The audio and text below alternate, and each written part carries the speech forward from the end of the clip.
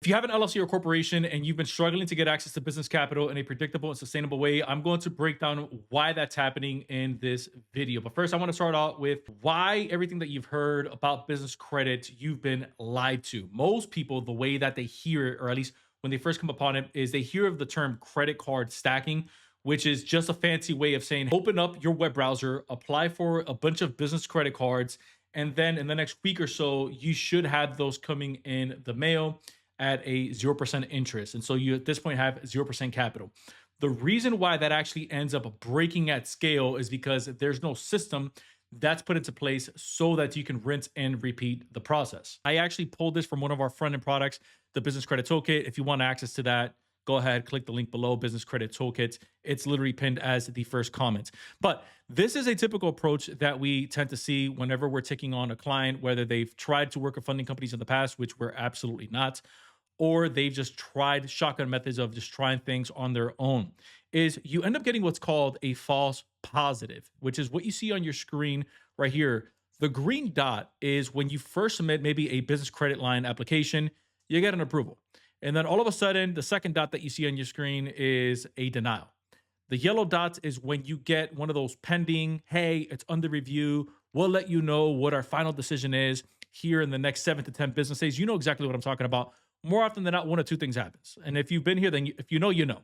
You either get a low limit, which sucks because what the heck am I going to do with the low limit if I can't necessarily run it to float the cost of my business, whether it's marketing, inventory, payroll, like whatever that credit line is going to be used for. Or you just end up getting that other version of that same messaging, which is, hey, you've been denied, which again, it just ends up turning red. And then you get another approval and it's green. But if you notice two things happening here at the same time, number one is you're noticing inconsistencies in the approvals that you get, which is the amount of capital that you get access to.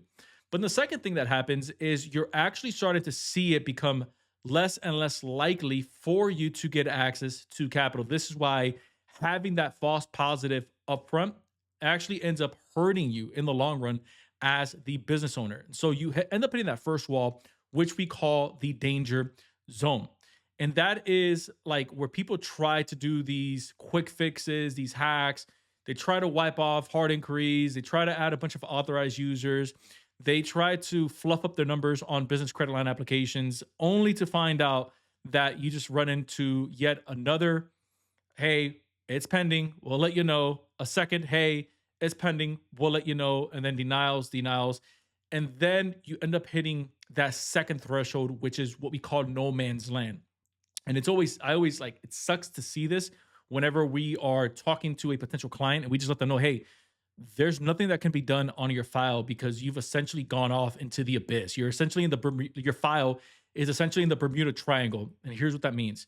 Your business is going to get categorized in two fronts. The first front is you end up getting blacklisted because of certain things that maybe were put on your application that you either didn't know, shouldn't have been put on there. Maybe the information that you shared with the business banker was falsified information. Again, knowingly or unknowingly, that's between you, God, and the banker.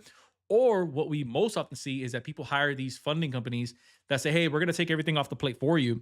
And we are going to do all of the application process. We're going to credit stack for you. Like we're going to guarantee all these crazy things.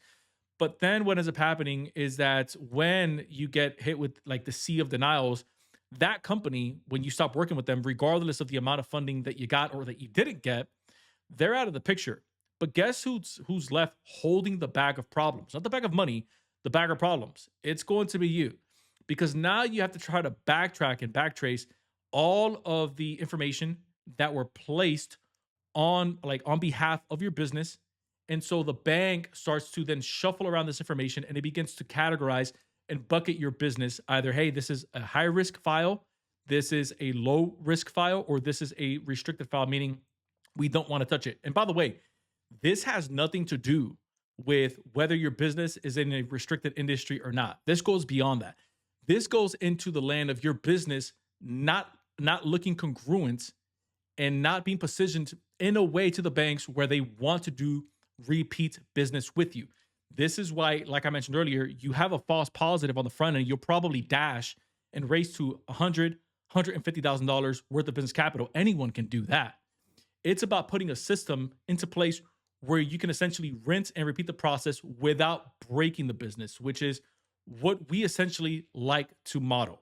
And that's our simple funding setup. And this is essentially how it looks. As you can see, we have a nice, healthy increase of not just approvals, but a consistent amount of capital that's coming in, regardless of the amount, at least at first, because it begins to layer. And so when our team is working with clients, we like to think of this in quarterly business reviews or in quarterly business audits, which is what we do with clients. And so it's not just about, again, getting to $250,000 as fast as I can.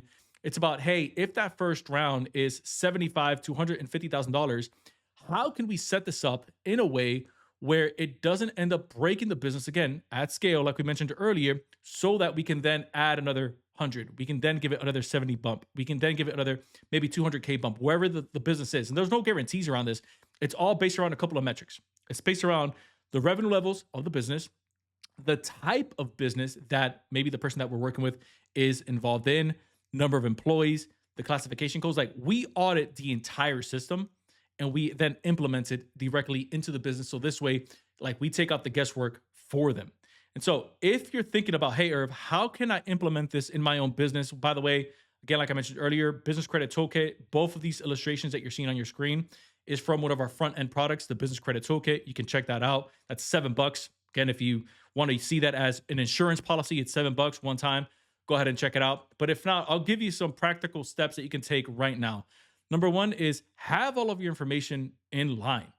Like, know what type of funding products you're actually going to use before you actually go out on a application spree. Like, the dumbest thing that you can do as a business owner is just blindly apply for a bunch of business credit cards or give off your file to someone, give them power of attorney, and have them apply on your behalf, because then you have no idea what they're doing with your file. Second thing that you want to have in place is take a look at the what we call lending appetite. And this is more on the banking front, meaning, does this business or does this financial institution actually want to work with my type of industry and where I'm located at in the country? And so you can easily have a conversation with them, say, hey, over the last 90 days, over the last 2 quarters, what are the main like top 3 business or industries that you guys have been essentially extending capital out to? They say, hey, it's been info technology, it's been healthcare, and it's been, let's say, restaurants. Then, okay, hey, my business is an XYZ.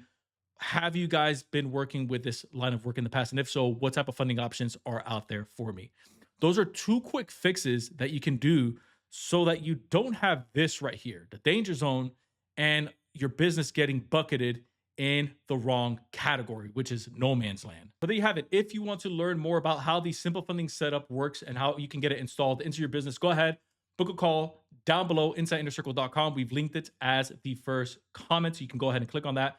Book a call with our team. We'll ask you some questions about where you're at, where you're looking to go, and see if we can help you out. But other than that, appreciate you guys checking me out. Till next time, everyone, I will see you in the next video. Bye.